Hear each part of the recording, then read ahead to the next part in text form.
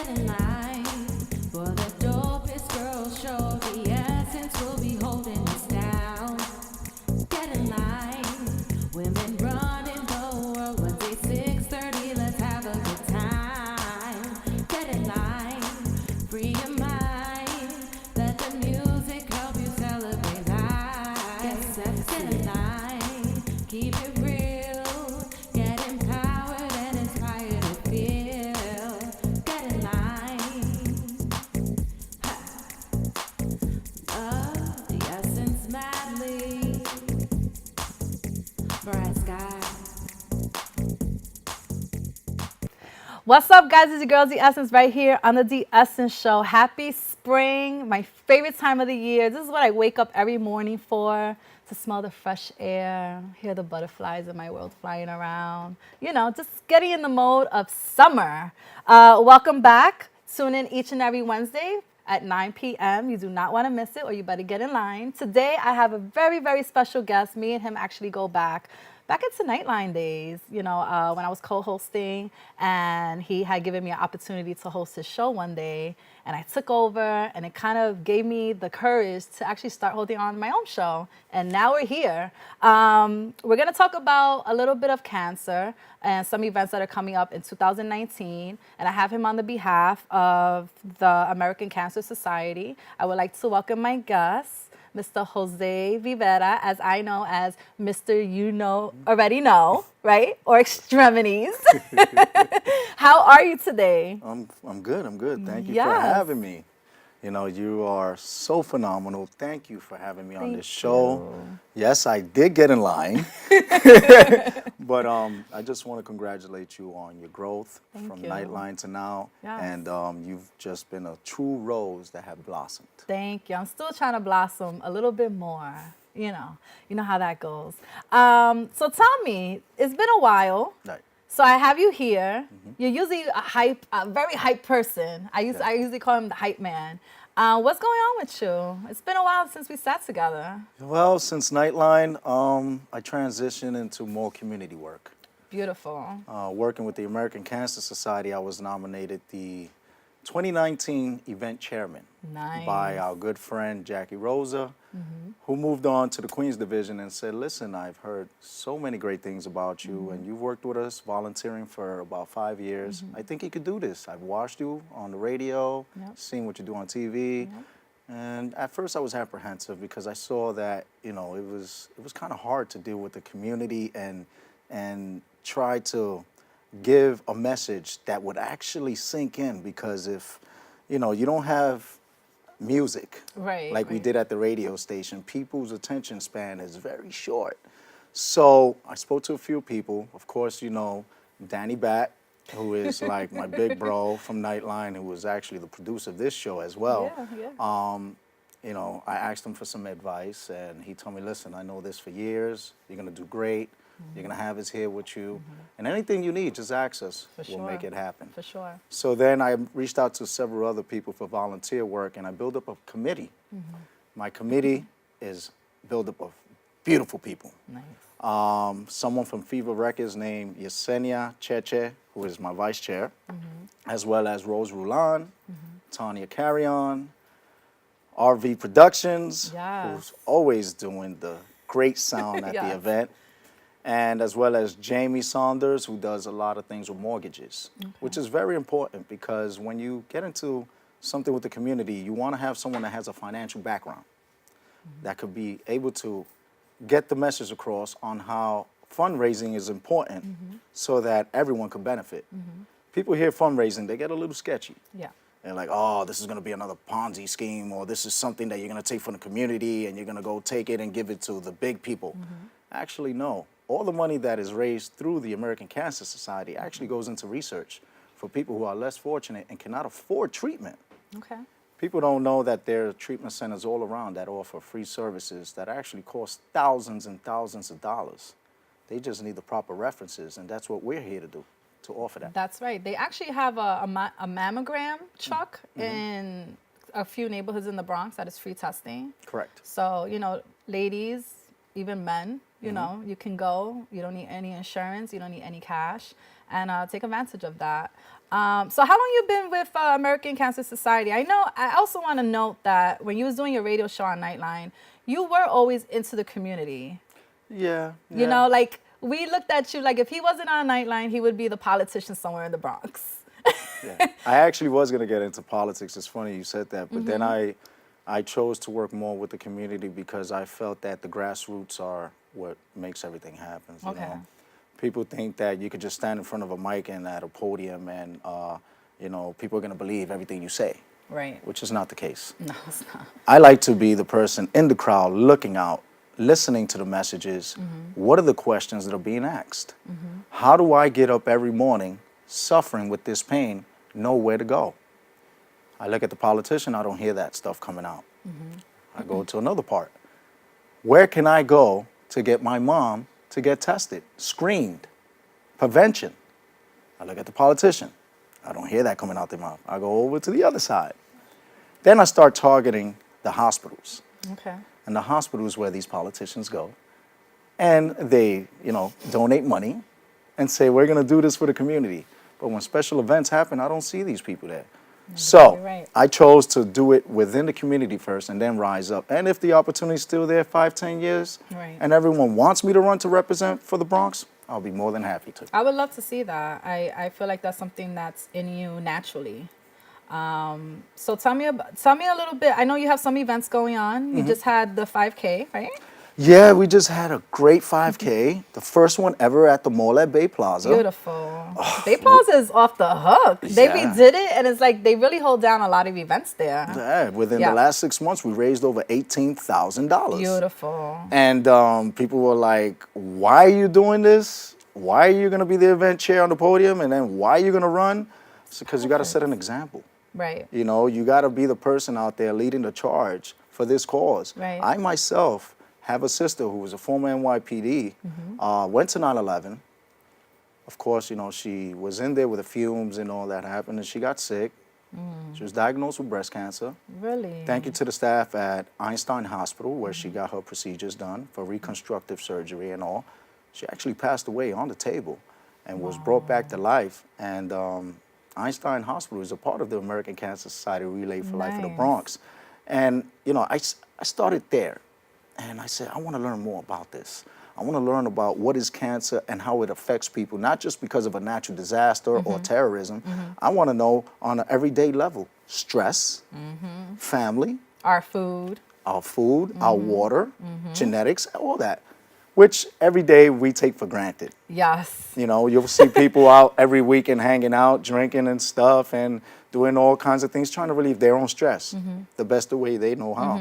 But years later, they're going to need the assistance at a physician or a recommendation or a referral for treatment.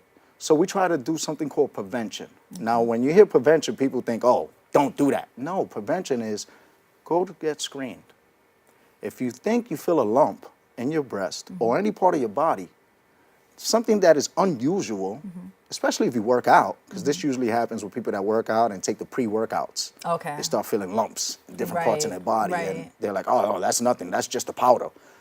Oh, if that powder doesn't go down in a week, I recommend It's you a go see a concern. doctor. Right, Yeah, it's right. a concern. So what we do is we try to educate on an everyday basis and, you know, put up little posts here and there, you know, on different types of cancers, lung cancer, tongue cancer.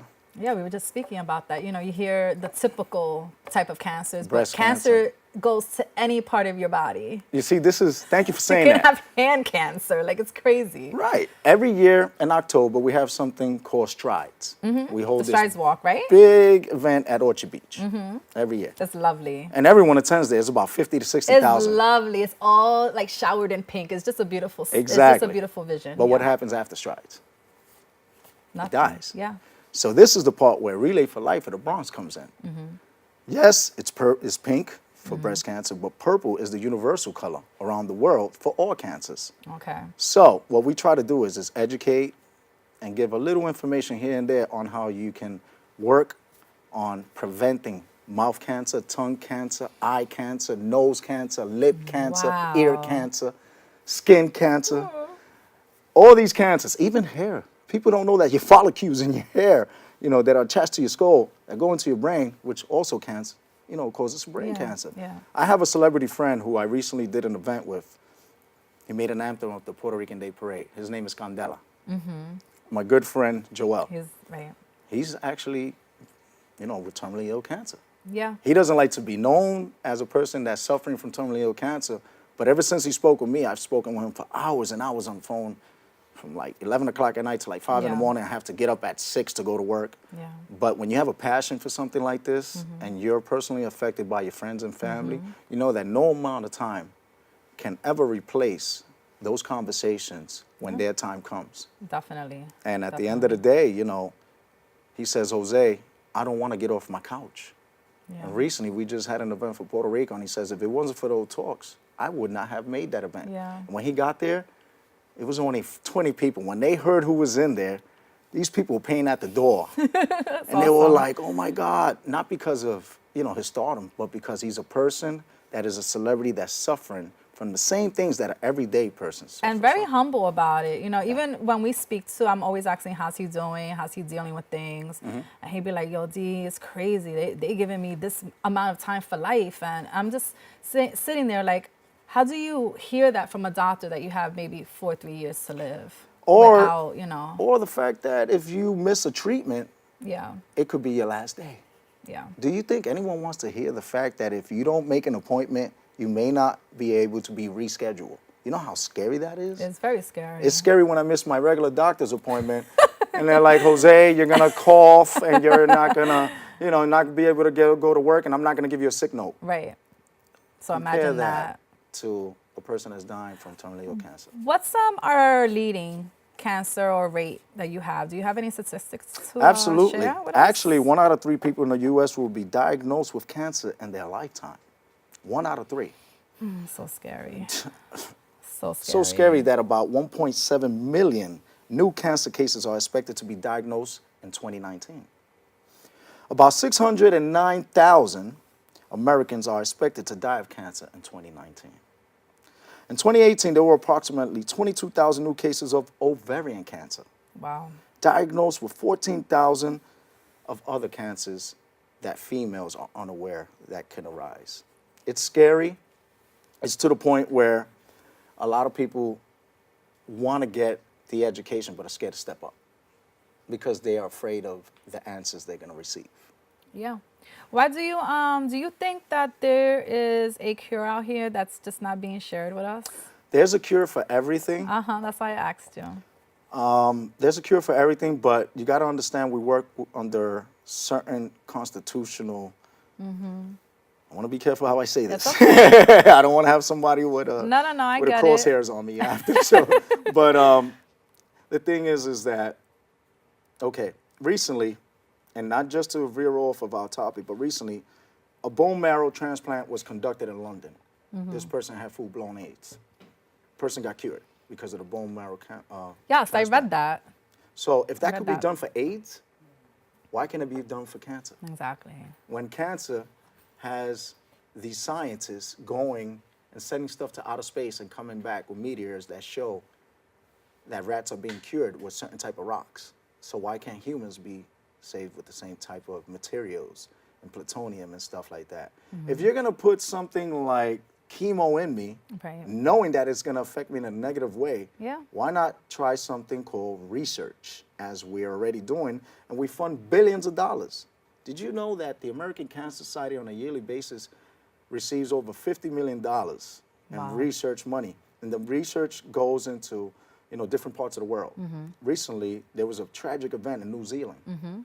And the prime minister there, was speaking about Relay for Life. I never even knew that Relay for Life exited New York City. Right. So now when it's like you- worldwide. Exactly. Well, when so you is see- cancer. Exactly. Yeah. That's the whole thing. Yeah.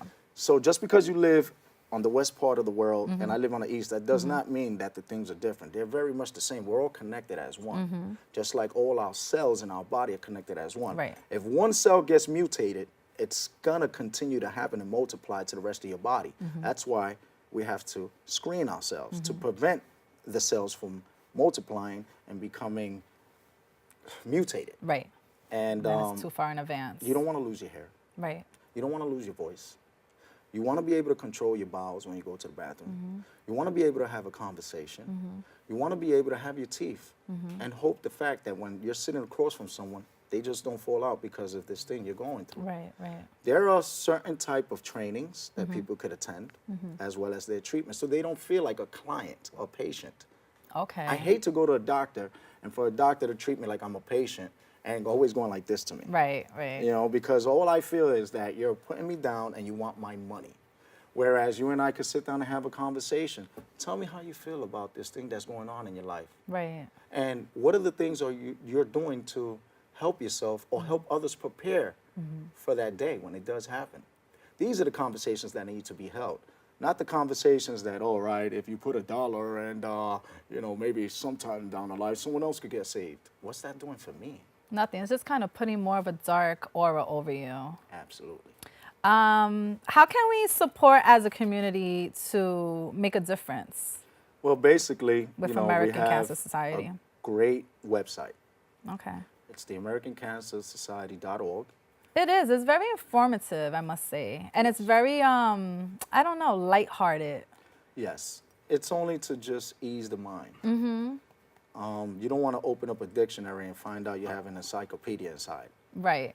You want to open up a dictionary and find a definition that's going to help you to get to the problem, not Okay. solve it, because that's not our issue. Our issue is not to solve any problems. Our issue is to help you with the transition and to see a better way until something else comes along. Okay. And we like to celebrate life, not when you die, when you're here. That's the misconstruction of people misconstrue. Excuse me. When you're living, are you living to live or are you living to be alive? Very It's true. a choice you got to make.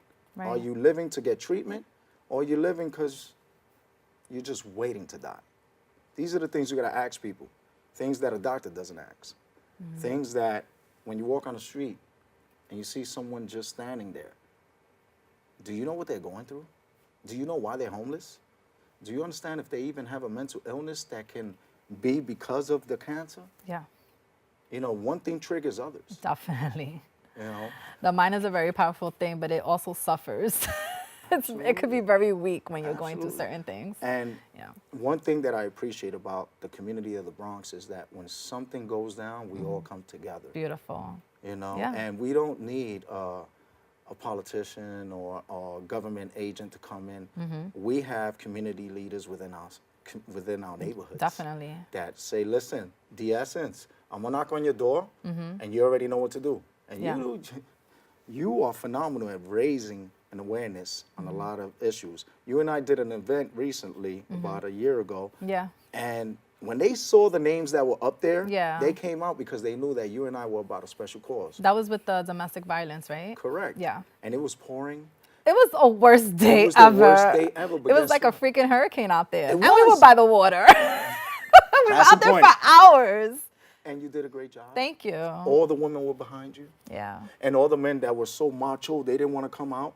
And they saw me standing out there looking like a little wet puppy dog. We were wet puppies. And then still doing Zumba, Yes. where I could have caught hypothermia. And the food was great. It was excellent. And she's now into her 5th year, I think. Correct. Because that was, that we were in the middle of that. Yeah, Tony Carrion is also on our committee. Nice. And that's what I did. I selected several individuals that master at a craft and a Beautiful. cause. Tanya does domestic violence. Yep.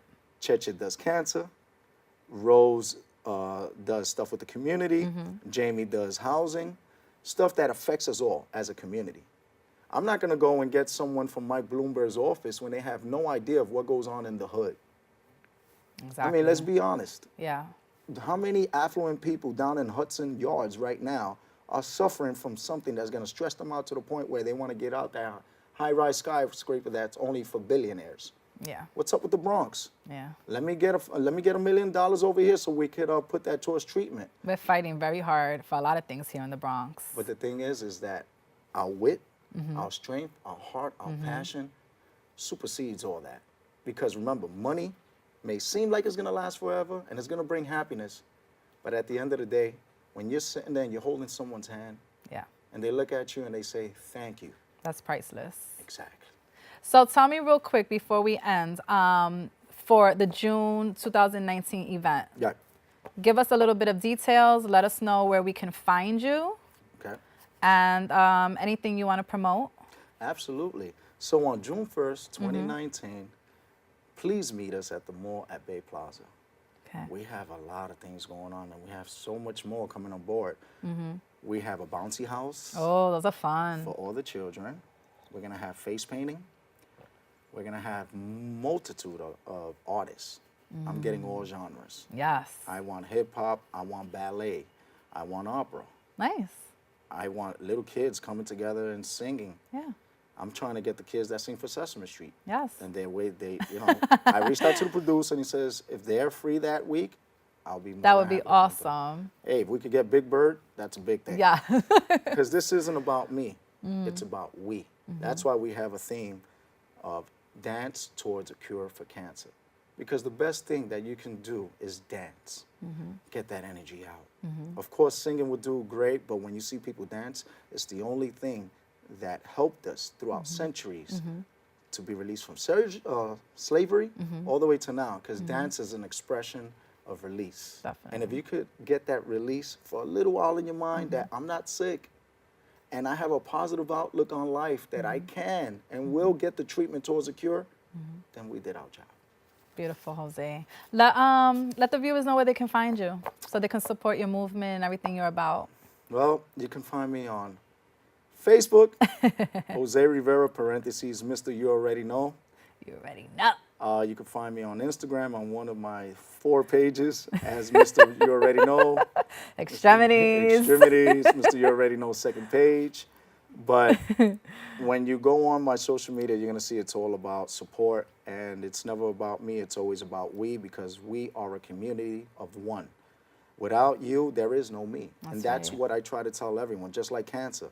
Just like that one cell can multiply and mutate the others, we can reverse that and put positiveness in the community.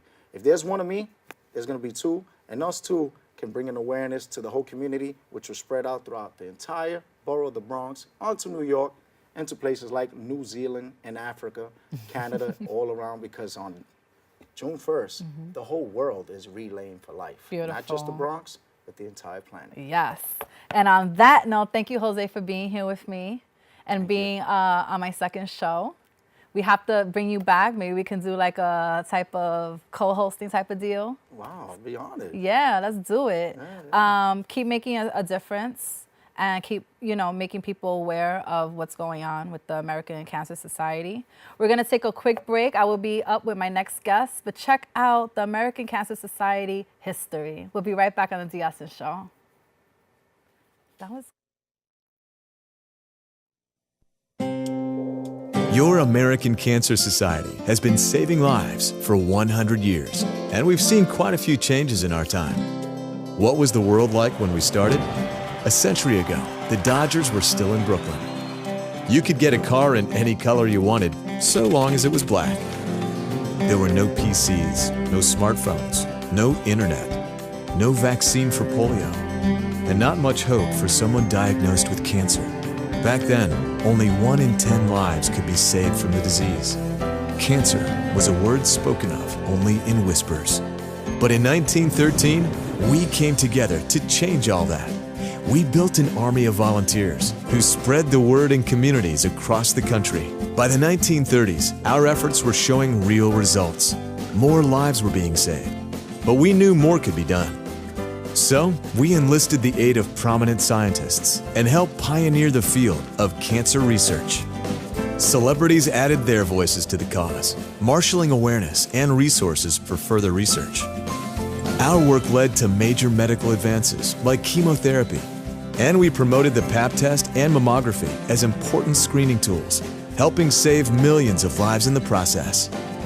When lung cancer deaths skyrocketed in the 1950s, we were there, demonstrating irrefutably the link between smoking and cancer. We supported scores of promising young researchers with exciting new ideas. The result? Groundbreaking advances that changed medicine forever. In fact, 46 of our funded researchers have gone on to win Nobel Prizes for their work. In 1971, we advocated for the passage of the National Cancer Act, that brought federal focus and funding to the fight against cancer. With greater resources and breakthrough treatments saving more lives, we opened a new front in the battle by providing first-of-their-kind support programs and services for patients and survivors. And with the help of our volunteers, we created the world's largest movement to end cancer with unique fundraising programs and events that empower and engage communities worldwide to finish the fight. Today, 2 out of 3 people diagnosed with cancer are surviving, and we celebrate 400 more birthdays every day that would have otherwise been lost. Yes, the world has changed quite a bit since we started, and no one has done more in the fight against cancer than we have. But there's still more to do, and we need your help. So make your voice heard. Help finish the fight at cancer.org/fight.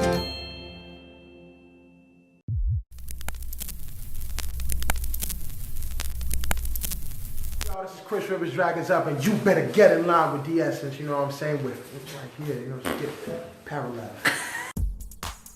Get in line for the Look at who's here with me. Yes. What's up? What's up? It's your boy Ian Payola. I'm over here with Mr. Essence, and we're getting the line. Right. Go ahead, do your thing. For Nightline TV, this is your girl D Essence. Get in line. And who we with? MECHOD. Mr. You already know it. Get in line, punk. get empowered and inspired to feel. Get in line. Love the essence madly. Bright sky.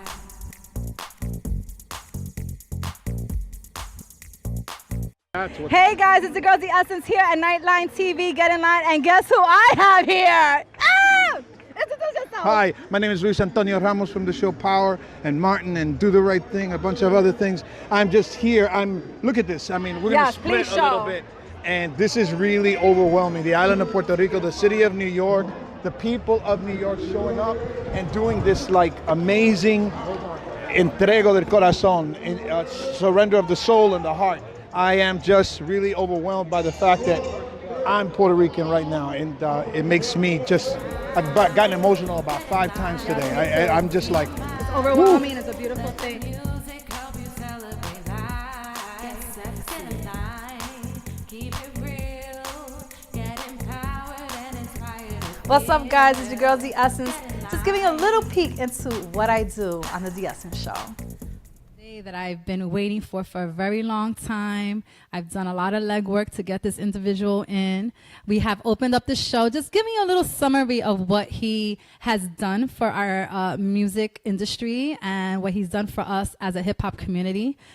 I have an icon who is on the way in. Today will just be a one-to-one exclusive with someone that we grew up with, Mr. Uncle Ralph McDaniels, to the Essence Show. Come on.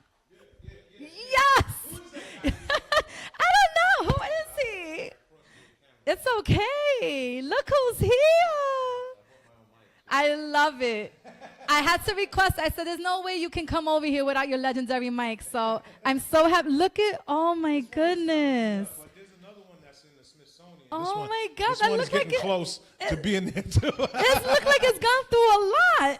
It's been in a lot of dark clubs. I love it. a lot Because of- he's so humble. He's so relatable. He knows all the lyrics to a lot of hip hop songs. I mean, you have 5 MCs that you want to mention that you like? My top 5 are a strong top 5. Oh, yes. He always kills me when You I say see, this. you didn't have to say none of that. I was a little too young, but not young enough to not know who they are. And I do recall 2 of their songs, vaguely, but I do. She said 2. Yes, I do. Thank you very At least much. I know 2. This person is... And we're back right here on the The Essence Show. I hope you guys enjoyed the first segment and learned a lot about this #1 killer in our universe that I just wish would poof away somewhere. It's scary to think that it's become part of our everyday life, and you know, sometimes you're living every day and like thinking, is this the normal life? Is this what we get? Is this what we're gonna die of?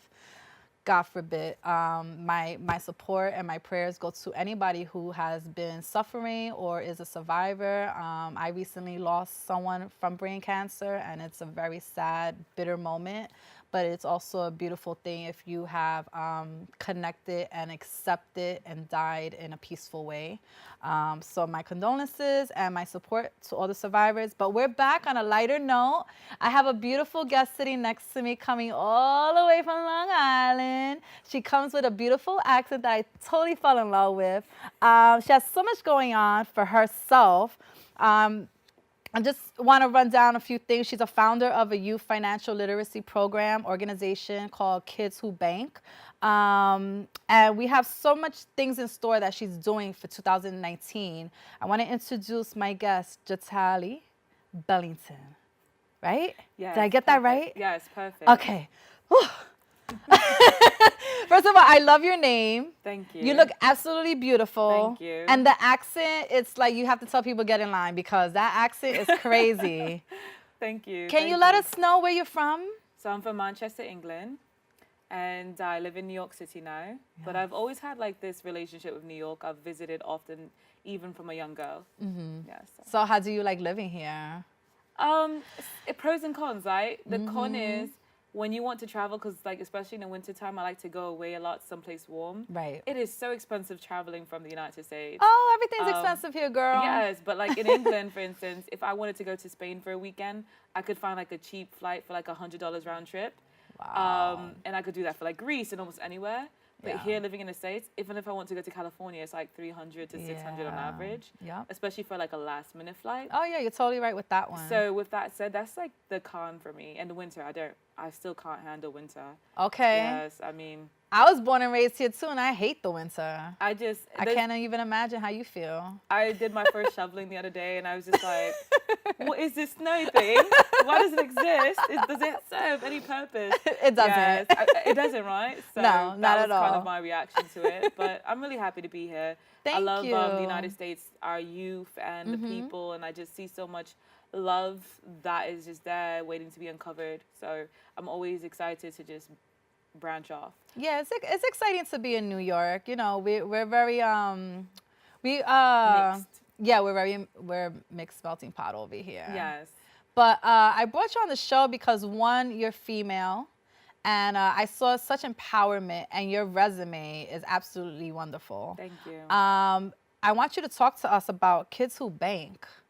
You know, what is your goal? What is that exactly is the organization? And just express to me how you got started with that. So our goal is to just bring financial literacy, empowerment, and education to youth and adults alike. It started with just being youth, but we realized as we were teaching the youth that the parents didn't have some of this information, or we would receive feedback from the parents, hey, this worksheet on APRs and compound interest, this is the first time I fully understood what that was or how it works. And when I started getting that feedback, I realized maybe even what we're teaching the youth, we can just spice it up a little bit more and give that to the adults as well. So fast forward, you know, we created this organization. We have a finance curriculum that went into 137 schools nationwide last year. Yes. And that was really an amazing experience. Just to go into each school, different districts in the city. We came from Compton to Brownsville, East New York, to here in the Bronx, and we're just really pouring love into our children, financial knowledge and wealth into our children. And then we also have something called the Kidpreneur Awards. So that's where we honor youth entrepreneurs and philanthropists and the adults creating ladders for them. So like this year we have it April 7th. We're honoring a couple of Bronx natives like DeMar J. Smith and Aiden Garcia. Beautiful. And you know, they're just amazing youth that are doing great things. And last year we honored like a 7-year-old who made 100,000 selling tutus, all children of color. A young girl, Chloe Cares, who is from California, and as a child she hand knit gloves and scarves and socks for homeless people and donated it to them. And now this year at the age of 11, she's trying to open up her own community center. Oh my God, these kids are putting me to shame. When I look at these kids and these youth, I feel like, what was I doing with my life at that age? I used to like go to like the We're being kids. Yes, right? I used to actually give back a little bit. Like I used to read to like children in the sick ward, and I used to read, you know, play games with the elders and stuff like that. But now I'm like, okay, you were doing nothing back then. Yeah. Because these kids are just taking everything that we've created for them, rather it's Google and the resources, and just taking it and they're running with it. How was it for you to bring this type of, I I don't know, teaching or knowledge to the schools? Did they accept it right away, or was it kind of a fight? That's a loaded question. Yeah. So what happened was, at first, the main thing I would receive from principals and people who worked in the school were, who has covered you, who's backing you, is Capital One funding you, like, or backing you? And I was just like, look at the curriculum. Why does it matter if Forbes or Wall Street Journal has written an article on me if the data and the curriculum is something that's going to help uplift our children? And then I realized that for a lot of the people who are principals or in positions and powers in schools around the US, not just here in New York City, but in California and other places, that was kind of what they were looking at. So that was a real learning curve for me. Okay. But then I created an attack plan, and I created a list of 1,000 schools. I was rejected about 700 plus times. Wow. But we had 137 schools that we were able to accomplish. So people said, you know, how did you get into so many schools in your first year as an organization? And that was it. It was because I was kind of setting myself up for like the no's, and I don't fear rejection. Nope. And I was just kind of like, my goal is more important than the rejection that one principal or 20 principals will give me. You're right. It's like Devon Franklin says, what is it? Rejection is God's protection. Oh, I believe that. That's beautiful. I It love is. that. It's so real. Yeah. So like propelling to this year, those schools that we reached out to last year, this year after a full year of just pouring love into our communities, this year I'm receiving awards and accolades, and things are happening. Now those same principals who said no before are reaching out like, hi, would you like to come in? And before I was offering the curriculum at discounts and sometimes for free if it was an inner city school that I felt like they didn't really have the budget or told me they didn't have a budget. And now this year, those same schools are like, oh, we'll pay full price. Like, can you just come and teach our children? Look at that. And I'm like, it's a beautiful experience, but it's also showed me kind of the red tape that is surrounded around our schools. And it's part of the red tape that I would love to cut. So I was looking through your bio. First of all, your pictures are beautiful. Thank you. And your son is gorgeous too. He's 4 years old, correct? Yes, he just turned 4 March 8th. Well, he's lucky to have a mommy like you. And through our talking, you know, we were talking about her accent because I just fell in love with it, like I said before. And can I show that off? That yes, she knows 9 languages. Oh gosh, yeah. I don't even know more than 2. Well, I'm gonna help you with that. Well, like I'm mixed. So my father was Jamaican Italian. My mother is Cuban and Cape Verdean. She passed away when I was young, but regardless, even my stepmother was West Indian. Like, so it was like I've always been around a melting pot of people. So I've always loved languages, and in England especially, they kind of like start you off in school having to learn like Latin. And if you're Catholic in England, then they used to make you go to Latin mass. And, you know, so off the bat, once you know Latin, I feel like a lot of languages fall into place. Right. I've been to Japan like 3 times, and I still don't speak Japanese. Right. So it's like completely like a different part of my brain, I guess. Okay. And I could only say like 1 or 2 words. It's amazing. But when it comes to like Spanish, Italian, French, Creole, different versions of Creole, Portuguese, just those languages, I have a better grasp and handling of those languages because they're all kind of Latin based. Okay. Yes. So that was the foundation that kind of the opened up the door. Helped it to be easy. So I'm not sure if this is like the most updated, but if it's not, just let me know. I know that you have donated over 6,000 backpacks filled with school supplies to the youth worldwide. The first annual Kidpreneur Award Gala had an attendance of 248 attendees and honored 15 youths. And like you said, the curriculum has been taught to the youth California, New York, Yonkers, New Jersey. You also have helped, and well, we'll get to the book in a second, but you also kind of follow Nelson Mandela and Angela Bassett. Those are your influences? Those are my idols. You know, those are powerful people, you know. Yes, I fully agree. I mean, growing up, my dad was a person he always felt like it's important to read. And so I grew up with books like Sun Tzu and The Art of War by Sun Tzu, or like it could be that, or next minute you're reading the autobiography of Malcolm X. And like, in fact, this weekend I had the pleasure of meeting his oldest daughter, Ambassador Tala Shabazz. And that was like, for me, like a mouth-drying moment. You know, it's just like, I'm in the presence of greatness. Like, definitely. And we're having a conversation in my head, in the back of my head, I'm like, you're one of the women that I watched as an example, because I wasn't really raised by my mother. So for me, I looked at women like Angela Bassett, and I would be like, if I want to become an actress, who would I want to emulate? And it was like Felicia Rashad and Angela Bassett. Oh, yeah. And it was like, if I'm into politics, who would I want to emulate? And then I had like women that I really felt like I could watch their interviews and just kind of fill that out. Especially growing up in England, or even when I would come to the States, I felt like positive role models in the Afro-Latina or the Black community, it was far and few in between. Yeah. And when we did get to see them, you know, there was always like something, a tabloid or something trying to tear down that image as well. Still till this day. Till this day. So, you know, those are the people that I looked up to, and Muhammad Ali and, you know, people of that nature as well. And I just loved his resilience. And as a kid, I boxed.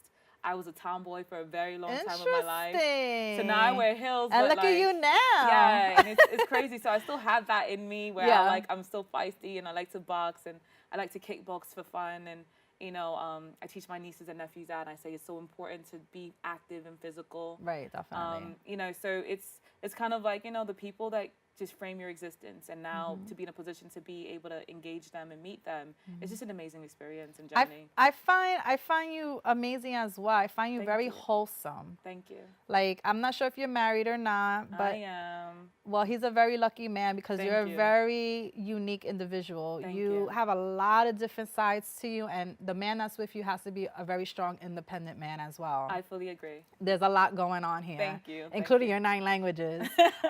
Bring us to the book. So my book is Kidpreneurs, Kids Who Bank, Wants versus Needs. I have a second book that's called Road to Riches. It's a picture book for ages 2 to 11. This book is more ages, I would say 8 if they're an advanced reader, because some of our 8-year-olds are reading like Harry Potter kind of books.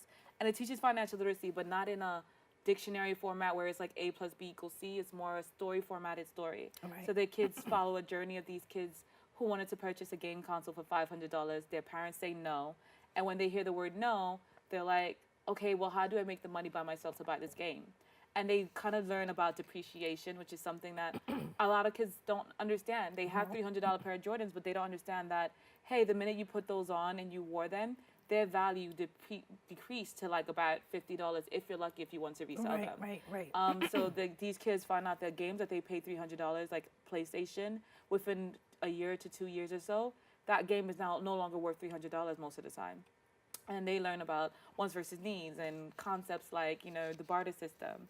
And it's just things like that in a cute story format, and that's what our books are. And our curriculum is based on the books as well.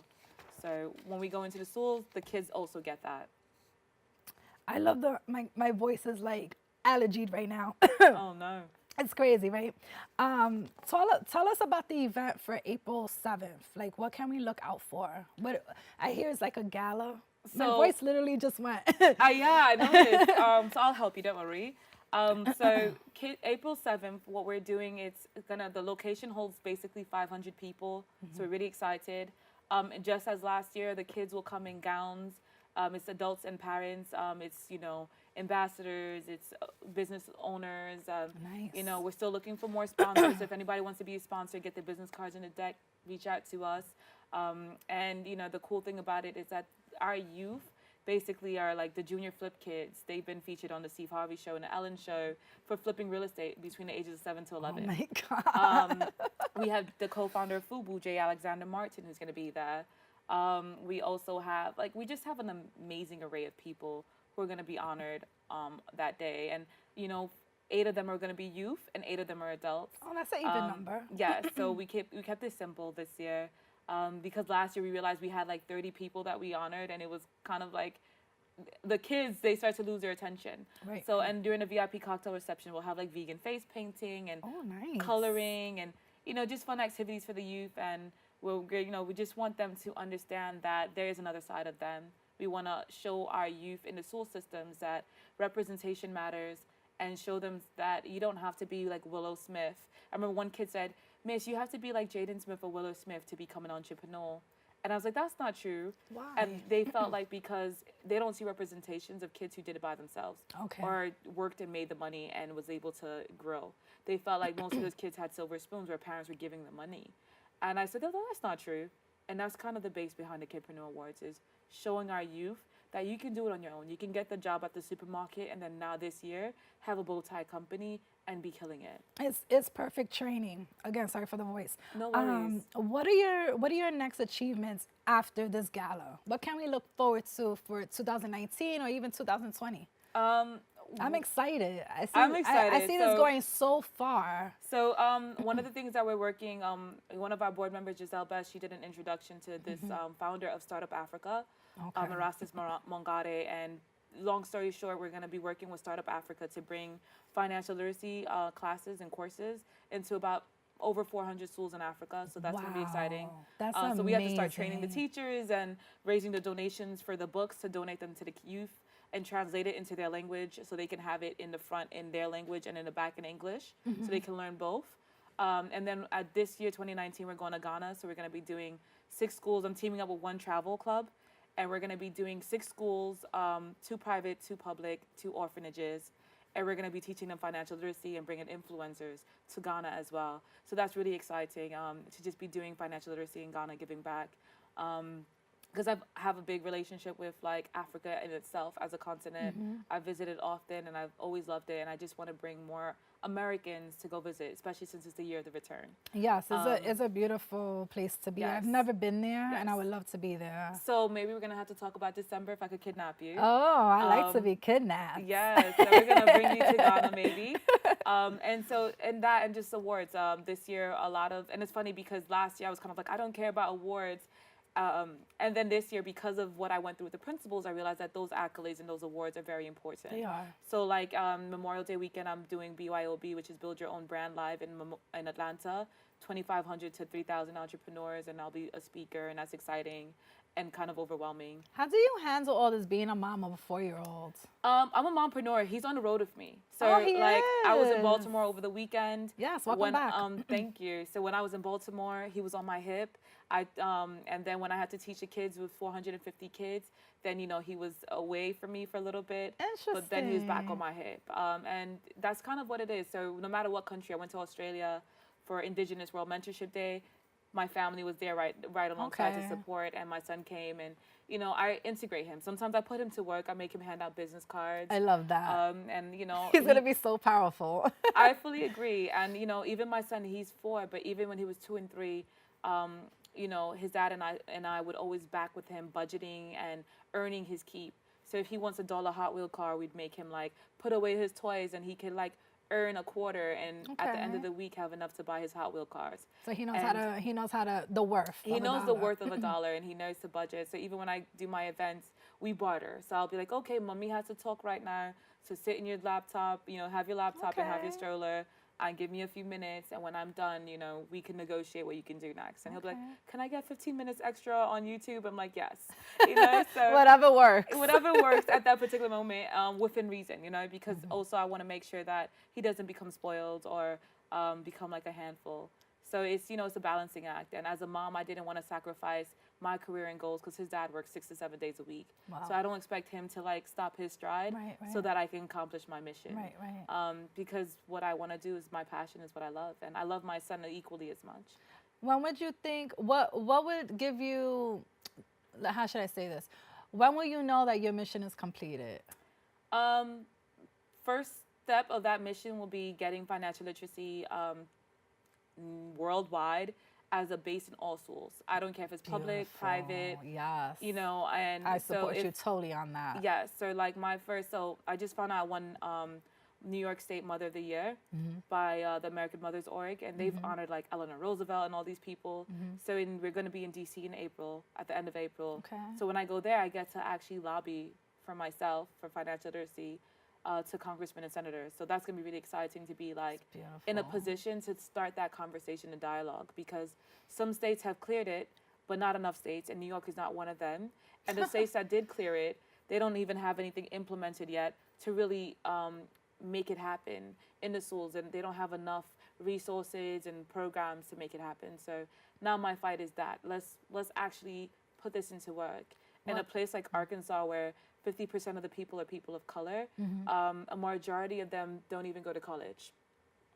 So I want to just break these stigmas. And if you don't go to college, at least know financially how to multiply your money, how to maintain it, how to increase your revenue. Yeah, I definitely feel that this is something that's needed worldwide.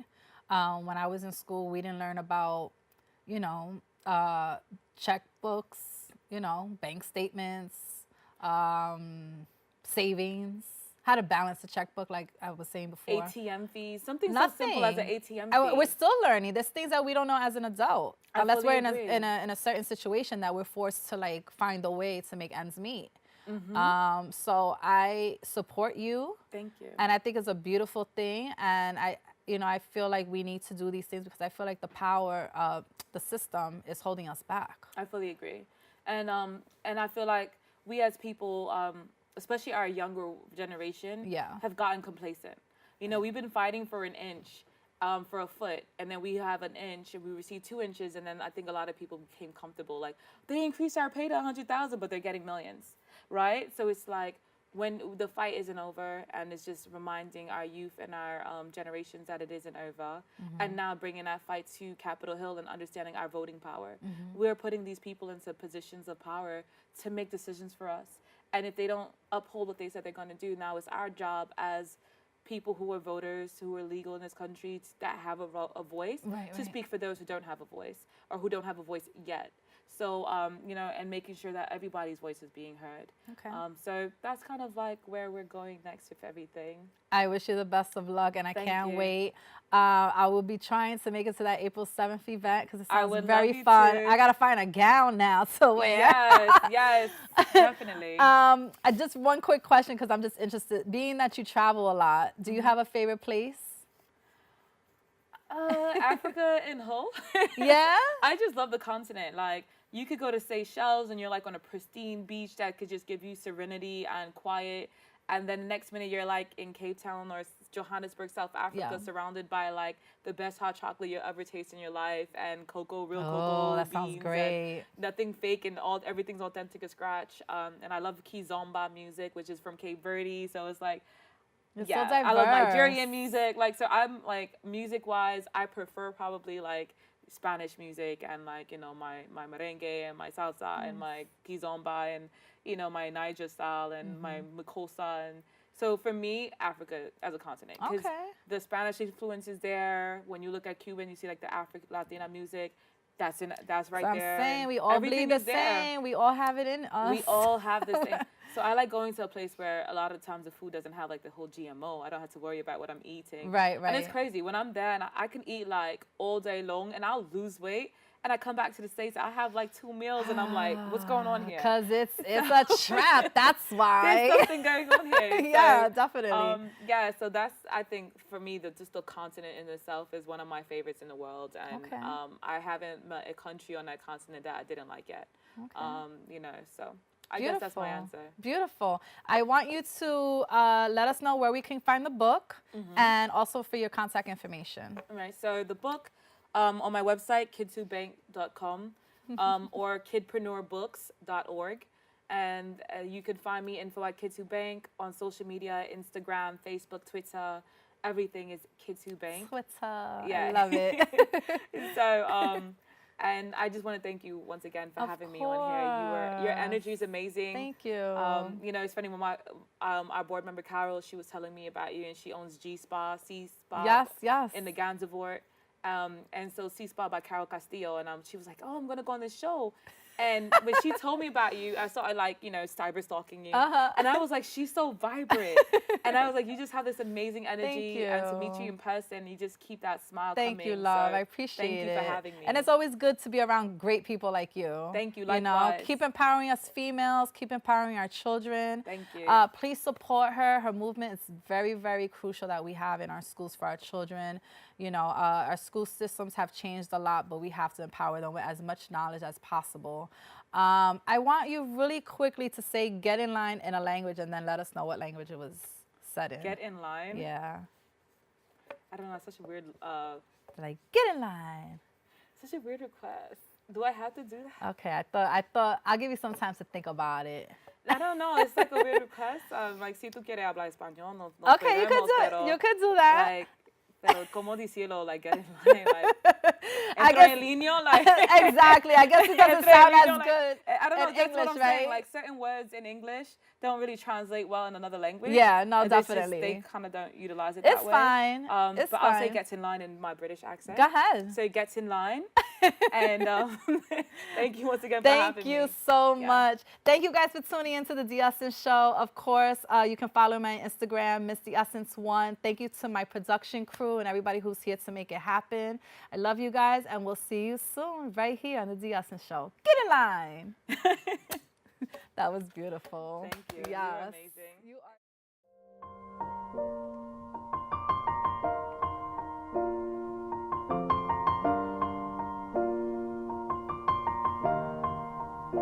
It's been a long day without you, my friend, and I'll tell you all about it when I see you again. We've come a long way from where we began. Oh, I'll tell you all about it when I see you again. When I see you again. DJ First Class, a young kid growing up in the South Bronx who had an ear for music. He was influenced by such DJs as Grandmaster Flash, Red Alert, Funkmaster Flex, and DJ AM. At the age of 15, with his savings, he put together a mobile DJ set. He started doing house parties, sweet 16s, and weddings. He started to build up a great reputation from these parties at the age of 17. He was hired for his first major gig at a club in the Bronx called the Riddler.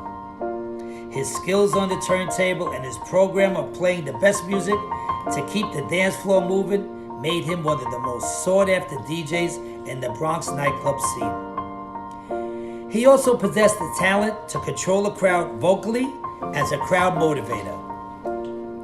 As one of the co-founders of the Club Killers, one of the most popular DJ crews in New York City, he was taking his DJ popularity to a new level. He has played in every major club or venue in the Bronx. Clubs such as Don Coqui, Coconuts, Mi Gente, Side Streets, Evo Lounge, Club 718, Mimosa, and Split Rock. In the mid-2000s, he formed a relationship with Fever Records and was showcased at some of the biggest events in New York, such as Resorts Casino, Copacabana, Lehman Theater, and Salsa Con Fuego. With his love for his community, he donated his DJ skills to many charity events, one of them being the Eric Roman Memorial Foundation. First Class was a father of 3, grandfather, and a loving son. He has left us at a young age of only 42, but his memory and love of music will never leave us at all. He was well known as a sarcastic jokester, and his posts on social media had you laughing all day.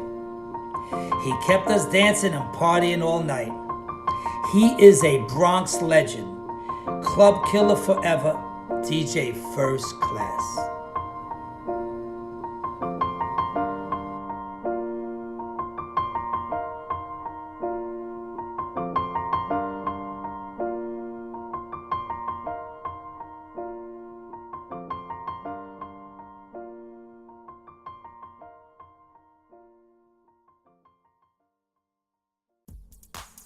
Get in line.